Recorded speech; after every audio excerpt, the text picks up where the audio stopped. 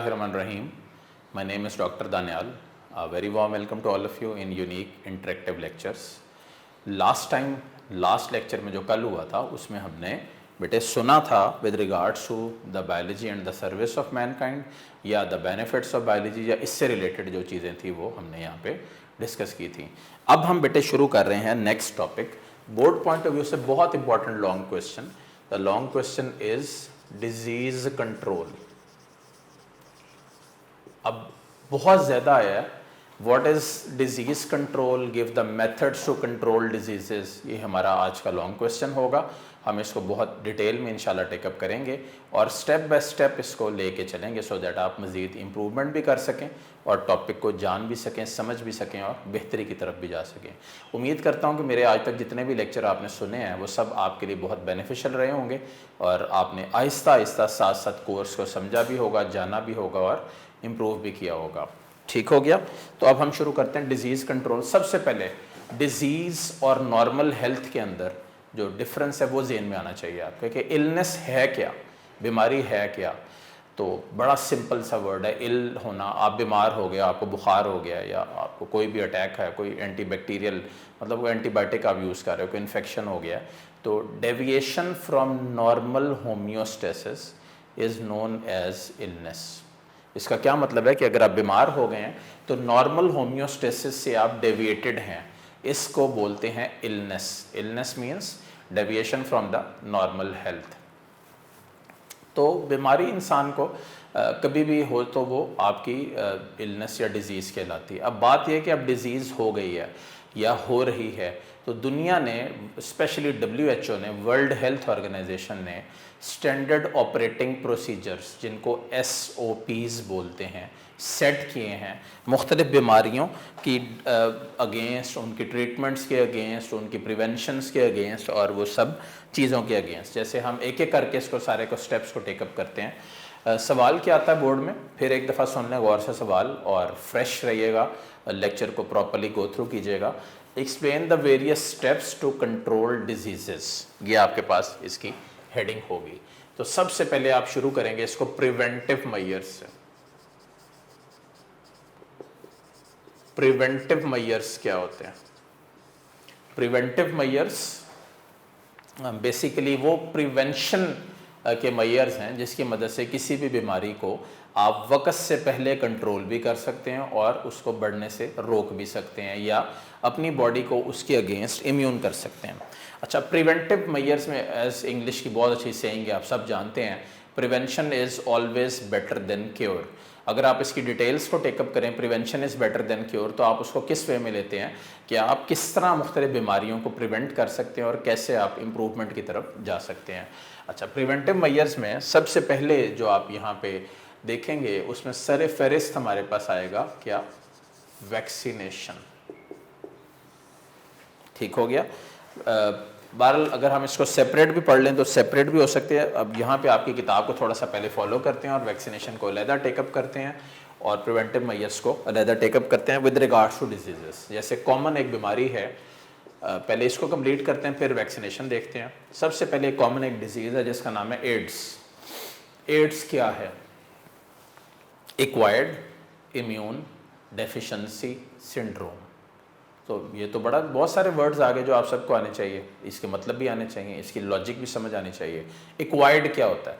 Acquired का मतलब है हासिल की गई.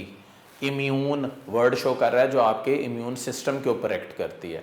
डेफिशिएंसी जो आपके इम्यून सिस्टम को डेफिशिएंट कर देती है, इसका मतलब उनको उसको प्रॉब्लम में कन्वर्ट कर देती है. और फाइनली वर्ड क्या है? Syndrome. What is syndrome? It is a group of metabolic disorders. तो जो बंदा एड्स का शिकार होता है उसका मतलब ये है कि वो दो कंडीशंस के अंदर एग्जिस्ट कर सकता है, या वो HIV पॉजिटिव है या वो HIV नेगेटिव है.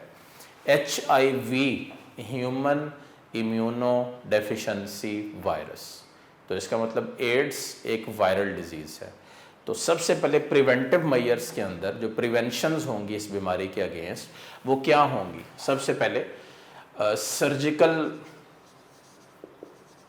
Use of various instruments, injections वगैरह इन लोगों के अंदर मुख्तलिफ अंदाज में जब लोग इस्तेमाल करते हैं, जैसे हॉस्पिटल में मरीज़ गया इमरजेंसी के अंदर, सिस्टर ने इंजेक्शन उठाया, वही इंजेक्शन उसने पहले किसी और मरीज़ को लगाया था, वही उसने आपको लगा दिया। तो आपको तो पता नहीं था, आप तो उस वक्त अनकॉन्शियस थे। जो आपके साथ जो लोग थे उन्होंने गौर नहीं किया कि वो इंजेक्शन वही वो लगा रही है उसको, जो उसको नहीं करना चाहिए था। तो इसका क्या मतलब हुआ कि ये एक प्रॉब्लम की तरफ जा रहा है और ये एक मसले की तरफ इसको लेके जा रहा है। तो सबसे पहले जो अटेंडेंट साथ होते हैं उनको ये केयर करनी चाहिए कि सिरिंज एक ही दफ़ा इस्तेमाल हो। इसी तरह मुख्तलिफ इंस्ट्रूमेंट्स, जैसे दांतों के लिए इंस्ट्रूमेंट्स यूज़ होते हैं, तो उनको भी एक ही दफ़ा यूज़ किया जाए और उसके बाद उनको डिस्पोज ऑफ कर दिया जाए, उनको दोबारा किसी के लिए इस्तेमाल ना किया जाए, क्योंकि ये सबसे बड़ी जो सोर्स है ना वो सर्जिकल इंस्ट्रूमेंट्स के थ्रू एड्स या और वायरल बीमारियां फैलती हैं। सेकंड हमारे पास है safe sexual practices. Safe sexual practices में बहुत सारी चीज़ें आ जाती हैं, जैसे यूज़ ऑफ कॉन्ट्रासेप्टिव्स या सर्टन ऐसी चीज़ें जो सेफ़ सेक्शुअल प्रैक्टिसेस को प्रमोट करती है, और इस्लाम को फॉलो करते हुए जो सेफ़ सेक्शुअल प्रैक्टिसेस हैं उसको करना चाहिए, और जना से या हरामकारी से बचना चाहिए बेसिकली, जो एक बड़ी वजह बनती है एड्स फैलने की दुनिया के अंदर। तो अगेन ये भी प्रिवेंटिव मेजर है। इसके अलावा थर्ड पॉइंट हमारे पास क्या है, ब्लड ट्रांसफ्यूजन। अब ये क्या है ब्लड ट्रांसफ्यूजन, वर्ड लिखा हुआ है आपकी किताब में। ब्लड ट्रांसफ्यूजन बेटे ट्रांसफर ऑफ ब्लड और ब्लड बेस्ड प्रोडक्ट्स होता है from donor to the recipient, इसको बोलते हैं ब्लड ट्रांसफ्यूजन। तो कोई भी ब्लड ट्रांसफ्यूजन अगर आप देखें तो वो सेफ होती है अगर उसके अंदर कोई मिसमैच पार्टिकल ना हो, कोई फॉरेन एंटीजन ना हो, कोई फॉरेन ड्रग ना हो, या इस तरह का कोई और मामला ना हो, तो वो सेफ और बिल्कुल साउंड होती है। तो इसको बोलते हैं blood transfusion.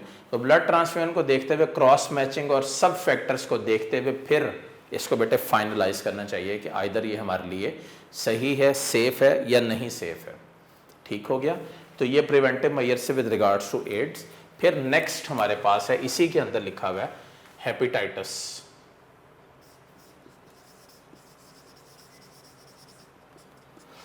Hepatitis knowledge enhance करूं यहाँ पे आप सबकी। हेपेटाइटिस भी एक वायरल डिजीज है। Hepatitis is classified into various types, 7 types हैं टू बी एग्जैक्ट। आपकी किताब में 3 मेन टाइप्स ज़्यादा मैटर करती हैं और दुनिया में भी 3 मेन टाइप्स ही हैं। हेपेटाइटिस ए या ई इकट्ठी कंसिडर की जाती है। एक तरह इसकी सोर्स ऑफ ट्रांसमिशन है, फीसेस के थ्रू या गंदे पानी के थ्रू फैलता है। लास्ट ईयर से ऑनवर्ड्स लाहौर में अलार्मिंग लेवल पे केसेस हैं हेपेटाइटिस ए और ई की।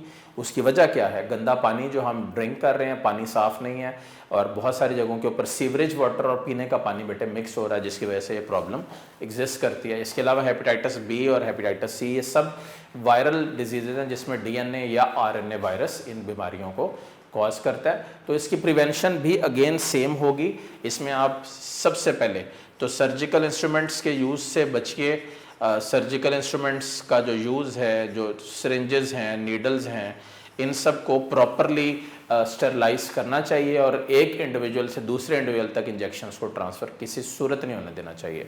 तो प्रिवेंटिव मेजर्स के अंदर हमें सबसे ज़्यादा केयरफुल रहने की ज़रूरत है। एड्स को, हेपेटाइटिस 2 एग्जांपल्स हैं, एंड अबव ऑल इन दोनों के साथ जो आप एक्सप्लेन करेंगे वो क्या है, पब्लिक अवेयरनेस कैंपेन। ये यहाँ पे नहीं लिखी हुई है, वो मेरा बेटे ऐड करें आप लोग।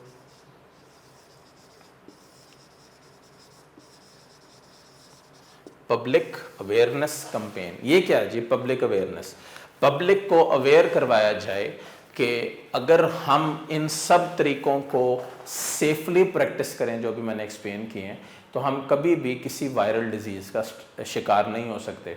जैसे इसी बात को इन्हेंस करते हुए अगर आप कोविड-19 के ऊपर ले जाएं, तो सबसे पहले आजकल जो हर अखबार में, हर टीवी पे इश्तहार चल रहा है, हाथों को 20 सेकंड तक धोएं। इससे क्या है कि आपके अगर हाथों के ऊपर कोई वायरस लगा हुआ है तो ना तो वो आप हाथ मिलाते हुए किसी और की तरफ ट्रांसफ़र करें, और ना ही आपके जिस्म के अंदर, जैसे आप खाना खा रहे हैं, आपने निवाला उठाया, बुरकी ली और उसको खा लिया, तो वो निवाला आपके मुंह में गया और साथ ही वायरस भी चला गया, और फिर वहाँ से वो आपकी ब्लड सर्कुलेशन में आ गया। तो इसी तरह इसकी पब्लिक अवेयरनेस है। इस तरह एक बड़ा कॉमन, दुनिया के बहुत सारे मुल्कों में इस वक्त मास्क पहनना लाजमी करार दिया गया। उसकी वजह क्या है कि जो मरीज़ है जिसको छींकें आ रही हैं या जो बार बार खांसी कर रहा है, उसके जो एयर ड्रॉपलेट्स हैं जो यहाँ से वाटर वेपर्स की फॉर्म में निकल रहे हैं, उनके साथ ये लग ना जाए कहीं और फिर ये आगे को ट्रांसफ़र ना हो। तो इसका मतलब ये कि अवेयरनेस बहुत ज़्यादा ज़रूरी है और पब्लिक अवेयरनेस कैंपेन्स के लिए जर्नल्स हैं, अखबारें हैं, न्यूज़पेपर्स मुख्तलिफ इस्तेमाल होते हैं, सेमिनार्स किए जा सकते हैं, वीडियो लेक्चरिंग की जा सकती है जिसमें लोगों को बताया जाता है कि आप किस तरह इस वायरस से या इस डिज़ीज़ से बच सकते हैं। जैसे आजकल कोरोना के हवाले से बहुत ज़्यादा डिटेल में लोग जान भी रहे हैं, समझ भी रहे हैं और इसको बेहतर करने की और अपने आप को इससे बचाने की बहुत ज़्यादा कोशिश भी कर रहे हैं। अच्छा, तो ये तो आपके पास प्रिवेंटिव मेजर्स के हवाले से हो गया। सेकंड बेटे हेडिंग जो इसमें आप मेन डिजीज़ कंट्रोल की लेंगे उसको वैक्सीनेशन बोलते हैं। इसका दूसरा नाम है इम्यूनाइजेशन। नाम ही शो कर रहा है। वैक्सीनेशन का दूसरा वर्ड ये आप मैट्रिक में बहुत ज़्यादा टेकअप करके आए हैं चैप्टर को और टॉपिक को। तो इम्यूनाइजेशन कौन सी क्या होता है? बेसिकली ये वो टेक्निक है जो बेसिकली आपकी इम्यूनिटी को स्ट्रॉन्ग करती है। ठीक, मैं सबसे पहले ना आपको इसकी डेफिनेशन ज़रा थोड़ी सी क्लियर करूं, उसके बाद फिर आपको जो है वो इसको यूज़ करना चाहिए और उसके बाद फिर इसके ऊपर डिटेल में बात करते हैं। इसमें आप करते क्या हैं? वीक या डेड पैथोजेंस लेते हैं। अच्छा, वर्ड साथ साथ क्लियर करें। पैथोजन क्या होता है? डिजीज़ कॉजिंग ऑर्गेनिजम्स को पैथोजेंस बोलते हैं। इसका मतलब हर ऑर्गेनिज्म पैथोजन नहीं है, सिर्फ वो ऑर्गेनिज्म जो डिजीज़ को कॉज करता है वही पैथोजन है। इसमें आपने वीकेंड या डेड पैथोजेंस लिए और उसके बाद आपने इन वीकेंड या डेड पैथोजेंस को इंजेक्ट कर दिया। ये जब किसी भी इंडिविजुअल में आए तो ये एज एंटीजन आए। ठीक है, किस तरह आए? As antigen. एंटीजन क्या होता है? फॉरेन सब्सटेंस, जिसकी वजह से बॉडी में क्या होता है? एंटीबॉडी बनना शुरू हो जाती है। ठीक, एंटीबॉडी। और एंटीबॉडी हमेशा याद रखिए कि स्पेसिफिक होती है और नॉलेज वाइज ये भी याद रखिए कि एंटीबॉडी प्रोटीन को रिप्रेजेंट कर रही है, स्पेसिफिक भी होती है और प्रोटीन को रिप्रेजेंट भी करती है। तो एक एंटीजन के लिए एक स्पेसिफिक एंटीबॉडी बॉडी में प्रोड्यूस कर दी गई। उसके बाद क्या हुआ कि वो एंटीबॉडी हमेशा मौजूद रहेगी किस फॉर्म में? वर्ड यहाँ पे यूज़ कर दूँ, मेमोरी सेल्स की फॉर्म में, for at least 40 years of the life. तो यही ज़िंदगी का बहुत बड़ा टाइम होता है, 40 साल। इस तरह होती है वैक्सीनेशन। अगर वाकई वैक्सीनेशन सही है तो इस तरीके से आप बीमारी को बहुत हद तक कंट्रोल भी कर सकते हैं, उसका स्प्रेड भी रोक सकते हैं और बेसिकली इम्प्रूव कर सकते हैं। तो बेसिकली पाकिस्तान में जो इशू अभी तक परसिस्ट कर रहे हैं, जैसे एग्जांपल ले लें पोलियो दुनिया में कहीं भी नहीं है, एक आधे मुल्क में और पाकिस्तान में, अफगानिस्तान में, इस तरह मुल्कों में एग्जिस्ट कर रहा है। उसकी सबसे बड़ी वजह क्या है? उसकी सबसे बड़ी वजह जहालत है, जिसमें लोग प्रॉपरली इन चीज़ों को समझते नहीं हैं, इम्प्रूव नहीं करते अपने आप को, या इन अदर वर्ड्स ये समझ लें कि इम्प्रूव करना नहीं चाहते और चाहते हैं कि वो इसी अंदाज में जहालत में ही एग्जिस्ट करें। और हमेशा याद रखें, जहालत को अवॉइड करने का एक ही तरीका है तालीम। शफ़क़त से किसी को पढ़ाना, उसको समझाना, ये बता सकता है कि वो कैसे मुख्तलिफ़ बीमारियों को इवन कंट्रोल कर सकता है और अपने आप को बेहतर इक्विप कर सकता है। वैसे हम इसको चैप्टर 6 में भी टेकअप करेंगे, लेकिन इसको हम थोड़ा सा यहाँ पे मैं एक्सप्लेन करता हूँ आपको। 1796 में एडवर्ड जेनर ने ये टेक्निक डेवलप की थी। उस टेक्निक जो 1796 में एडवर्ड जेनर ने डेवलप की थी, उस टेक्निक में उसने क्या किया था? उसने, ये वैसे चैप्टर 6 में भी है, थोड़ा सा यहाँ पे रिकैप करता हूँ। उसने माइक फिप्स, वहाँ पे नाम लिखा हुआ है, नाम का एक बच्चा लिया था और उसमें इंजेक्ट किया था क्या? काउपॉक्स की पस। ठीक है, तो बेटे जब उसने काउपॉक्स की पस इंजेक्ट की, किसी को नहीं पता था कि आगे क्या होगा, लेकिन क्या हुआ कि बच्चे में वायरल डिजीज़ आ गई, स्मॉल पॉक्स की। उस बच्चे के सारे जिस्म पे दाने निकला और उसको बड़ा तेज़ बुखार हो गया। ये तकरीबन 2 हफ्ते का साइकिल होता है वायरस का, जिसमें उसने वो साइकिल कंप्लीट किया। और 2 हफ्ते के बाद क्या हुआ कि जब वो बच्चा सेहतयाब हो गया या वो स्मॉल पॉक्स से बाहर निकल आया, तो उसने दोबारा उसको इंजेक्ट किया again with the same virus. ठीक है, इंजेक्टेड अगेन। अब जब उसने दोबारा इंजेक्ट किया तो बच्चे के ऊपर कोई असर उसका नहीं हुआ। ये बड़ा इंटरेस्टिंग था। ये 1796 में, तकरीबन 150 साल पहले इस टेक्निक, या 200 साल पहले इस टेक्निक की बुनियाद पड़ गई। इस टेक्निक की जब बुनियाद पड़ गई तो हर इंडिविजुअल को समझ आना शुरू हुआ कि ये वो टेक्निक है जिसको इस्तेमाल करते हुए हम मल्टीपल बीमारियों से इंसान को वक़्त से पहले बचा सकते हैं। और फिर यहाँ पे मुख्तलिफ वैक्सीन्स को डेवलप किया गया, बनाया गया और उसको इन्हेंस किया गया। शुरू करते हैं चंद वैक्सीन्स के नामों से जो यहाँ पे मौजूद हैं। सबसे पहले बचपन में सबसे पहले पैदा होने के 1 हफ्ते के अंदर अंदर बाजू के ऊपर यहाँ पे एक स्किन के अंदर टीका लगता है, जो आप सबके अभी भी निशान मौजूद होगा बाजुओं के ऊपर। उसको बोलते हैं BCG, बैसिलस कालमेटिक गुएरिंग। ये टेटनस और पोलियो वगैरह के अगेंस्ट बॉडी में इम्यूनिटी प्रोड्यूस करने के लिए बुनियाद पड़ती है। BCG के अलावा पोलियो वैक्सीन अवेलेबल है, इंजेक्शंस की फॉर्म में भी है, और वो जो ड्रॉप्स पिलाते हैं पोलियो के उसकी फॉर्म में भी है। ये पैसिव इम्यूनिटी कॉज करती है, इसका मतलब एंटीबॉडीज़ डेवलप कर देती है और फिर वो वायरस को मार देती हैं।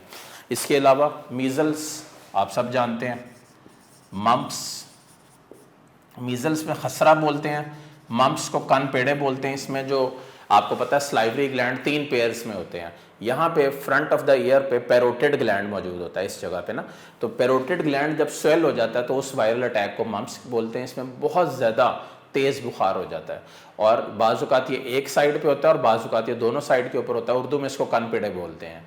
तो अगेन इसकी भी अगर वैक्सीनेशन करवाई हो और प्रॉपर वैक्सीनेशन करवाई हो, इंजेक्शन अथेंटिकेटेड हो, तो उसमें हम ये इसको अवॉइड भी कर सकते हैं और इसको बेहतर भी कर सकते हैं। और ये सब हमें एपिडेमिक सिचुएशन या पेंडेमिक सिचुएशन से बचा सकती है। अब देखें एपिडेमिक क्या होता है, वबा, और पेंडेमिक क्या होता है। जैसे कोरोना वायरस इस वक्त पेंडेमिक है, ये क्या होता है पेंडेमिक। पेंडेमिक होता है जो across the globe, across the continents, तकरीबन दुनिया के हर मुल्क में एग्जिस्ट करे, वो पेंडेमिक स्टेट में होता है। ठीक हो गया।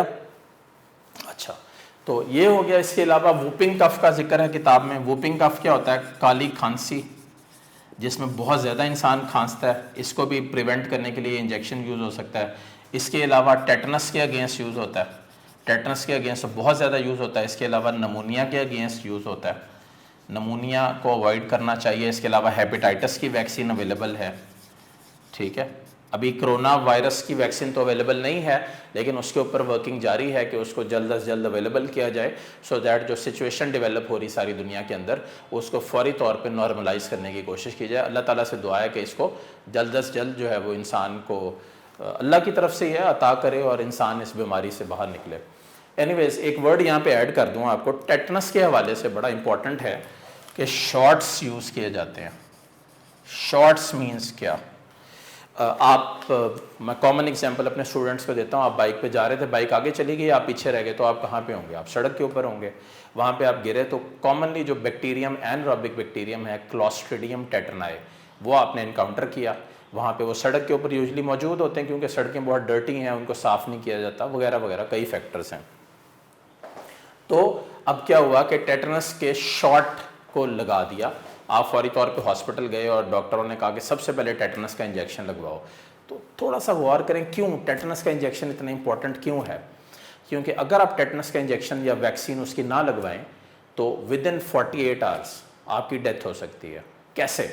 सबसे पहले ये जो नेक वाला एरिया है इसको स्टिफ कर देता है, उसके बाद ये जॉज हैं ये लॉक हो जाते हैं। इसका मतलब अभी मैं बोल रहा हूँ आपके सामने, तो जैसे जैसे आप बोलेंगे वैसे वैसे आप बोल नहीं सकेंगे, ये ऐसे हो जाएंगे।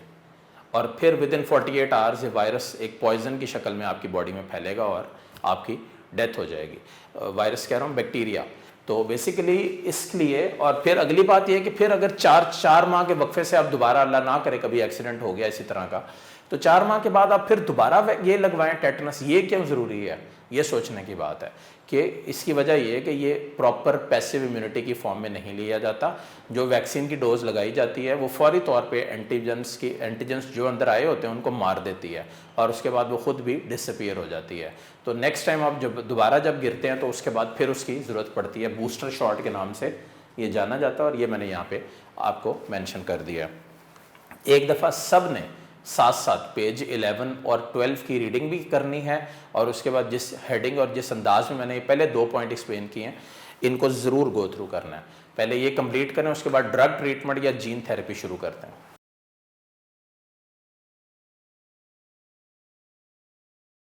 सो बेटे हमने ये आपके सामने पहले तो इसको देख लें एक दफ़ा, फिर मैं इसको रब करने लगा हूँ। प्रिवेंटिव मैयर्स पढ़े हैं, प्रिवेंशंस किस तरह की जाती हैं मुख्तलिफ बीमारियों के लिए। सबसे इंपॉर्टेंट स्टेप प्रिवेंटिव मैयर्स में ये होगा पब्लिक अवेयरनेस कैंपेन, जिसमें न्यूज़पेपर, सेमिनार्स वगैरह की मदद से आप अवेयरनेस क्रिएट करते हैं जनरल पब्लिक के अंदर कि उसको कैसे एग्जिस्ट करना है और कैसे इंप्रूव करना है। फिर मेरे बेटे आप लोगों को पढ़ाया वैक्सीनेशन या इम्यूनाइजेशन। इसमें वीकेंड या डेड पैथोजेंस को एंटीजेंस की फॉर्म में इंसर्ट किया जाता है और वो एंटीबॉडीज़ प्रोड्यूस कर देते हैं जो मेमोरी सेल्स की फॉर्म में मौजूद होता है, और फिर ये इस फॉर्म के अंदर ये सारा एग्जिस्ट करता है। ये वैक्सीन हैं जिनका किताब में जिक्र है, तो एक दफ़ा आप सबको ये गो थ्रू करवा दिया। अब हम लास्ट हेडिंग की तरफ चलते हैं।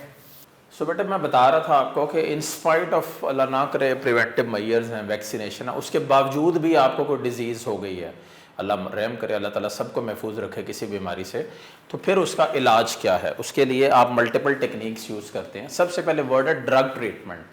अच्छा, ड्रग ट्रीटमेंट एक बहुत ब्रॉड टर्म है, इसमें आपको नॉलेज में थोड़ा सा इजाफा करूँ। एक ब्रांच ऑफ बायोलॉजी है जिसका नाम है फार्माकोलॉजी। ये फार्माकोलॉजी जो होता है बेटे, ये वो फील्ड है बायोलॉजी का जो ड्रग्स, उनके मोड ऑफ एक्शन और उनके साइड इफ़ेक्ट्स के ऊपर जो है वो कंप्राइज करती है। अच्छा, ये जो फार्माकोलॉजी वाला जो सारा निज़ाम है, इसमें मुख्तलिफ ड्रग्स हैं। जैसे मैं थोड़ा सा आपको नॉलेज में इजाफा करता चलूँ, यहाँ पे कुछ ड्रग्स हैं जो सिर्फ पेन किलर्स के तौर पे यूज़ होते हैं, जैसे पैनाडोल है, जैसे ब्रूफिन है। कुछ ड्रग्स हैं जो एंटीबायोटिक्स के तौर पे यूज़ होते हैं, जैसे आप इमॉक्सिल ले लें, ऑगमेंटिन ले लें, ये सब क्या हैं? एंटीबायोटिक्स हैं। कुछ ऐसी ड्रग्स हैं जो एंटीवायरल ड्रग्स हैं, तो आप इसको मल्टीपल केसेस में बना सकते हैं। एक बना लें एनाल्जेसिक्स, ये पेन किलर हैं,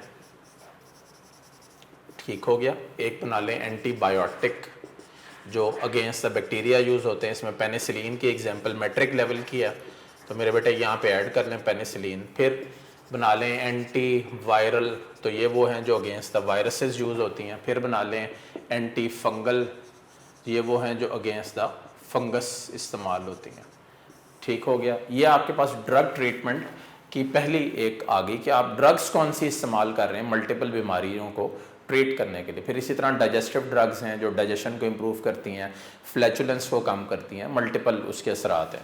तो ये आपके पास हो गया with regards to this drug treatment.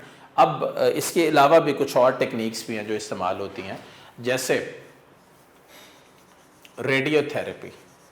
देखें, ड्रग ट्रीटमेंट के अंदर सबसे जो इम्पोर्टेंट वर्ड है ना बेटे, जो आपकी ज़िंदगी की बुनियाद बननी चाहिए, जनरल नॉलेज भी है इसमें और बेसिकली कॉमन सेंस भी है। ड्रग ट्रीटमेंट के अंदर डोज बहुत मैटर करती है। आप किस डोज से इंजेक्शन दे रहे हैं या टैबलेट खा रहे हैं। एक दिन में फ़र्ज़ करें पैनाडोल की 8 गोलियां खा रहे हैं, तो डेफिनेटली आपका लिवर इफेक्ट हो रहा है। आपकी पेन तो सबसाइड हो रही है, लेकिन लिवर के ऊपर बहुत डिज़ास्टर्स इफेक्ट्स आ सकते हैं उसके।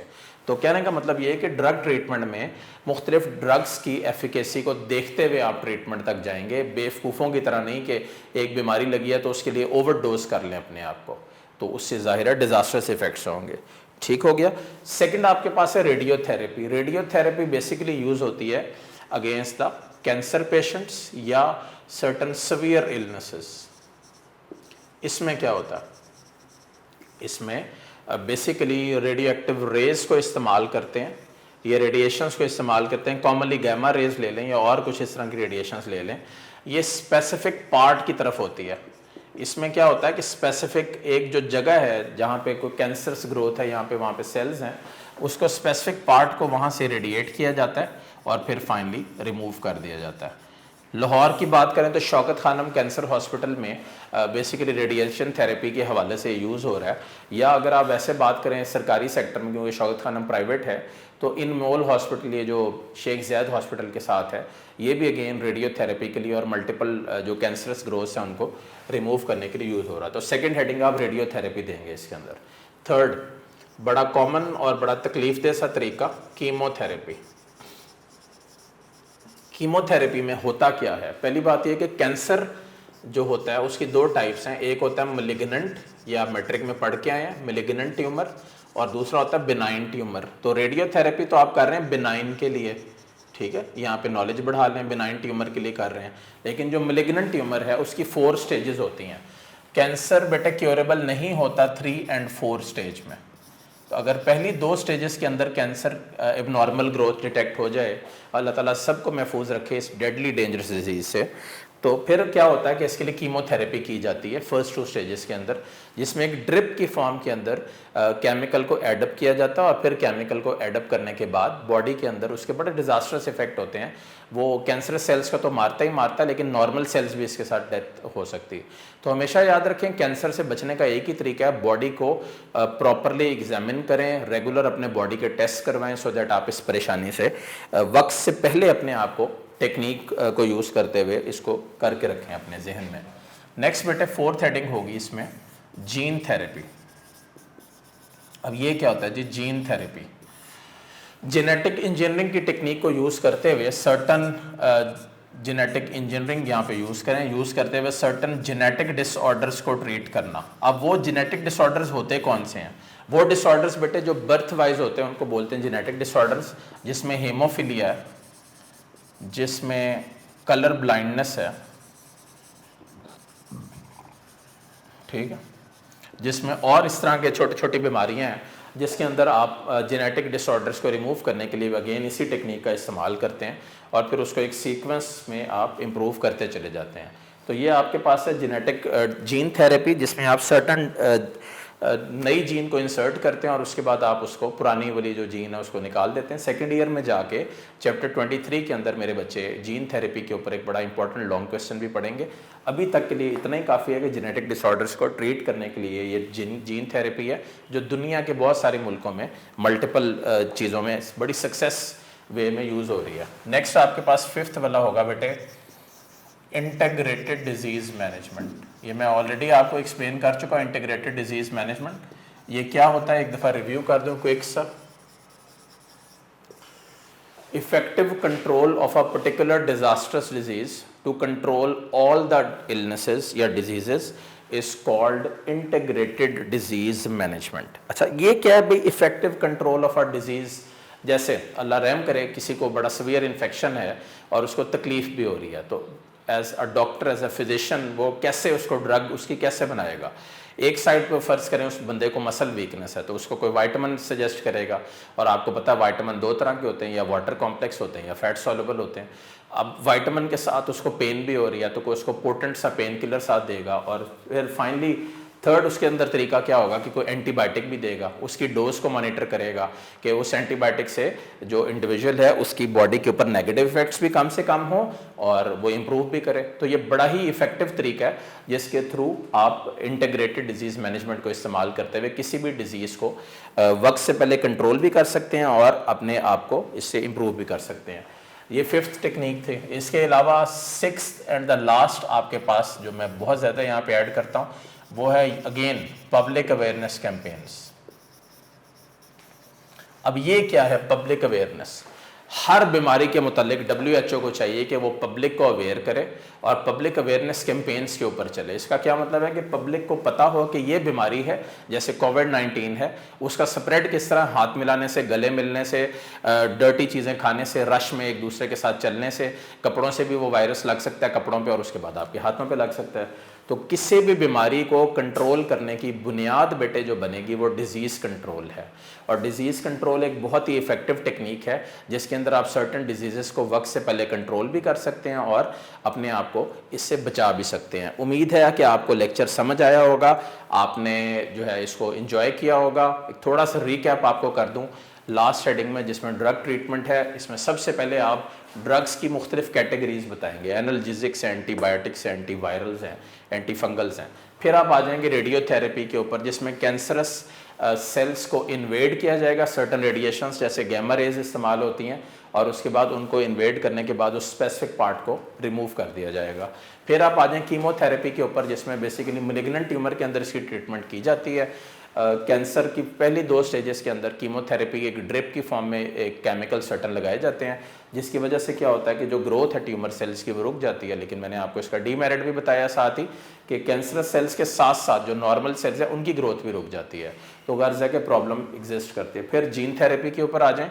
जीन थेरेपी में क्या होता है कि सर्टन जेनेटिक डिसऑर्डर्स को ट्रीट किया जाता है, जैसे कुछ नाम लिखे मैंने, हेमोफीलिया, इसमें क्या होता है कि ब्लड क्लॉट नहीं होता, पैदाइशी तौर पे ये बीमारी होती है। तो जैसे जैसे वक्त गुजरता है इस बीमारी को भी कंट्रोल किया जा सकता है। इसी तरह फिर इंटीग्रेटेड डिजीज मैनेजमेंट को एक्सप्लेन कीजिएगा और फाइनली पब्लिक अवेयरनेस को एक्सप्लेन कीजिएगा। We are left with the last 2 topics which will be starting next time इंशाल्लाह। उम्मीद है कि आपको लेक्चर प्रॉपर्ली समझ आया होगा, आपने अपने आप को इक्विप किया होगा। इसको अच्छी तरह पढ़िएगा, इम्प्रूव कीजिएगा और बेहतरी की तरफ लेके जाइएगा। Wish you all very good luck. Ramzan का महीना चल रहा है तो दुआओं में मुझे भी याद रखिए और कोशिश कीजिए कि अल्लाह के हजूर मैक्सिमम इबादत करके अल्लाह ताला से इस बीमारी से भी पनाह मांगें और पाकिस्तान के लिए अच्छाई की उम्मीद भी रखें। अल्लाह हाफिज़।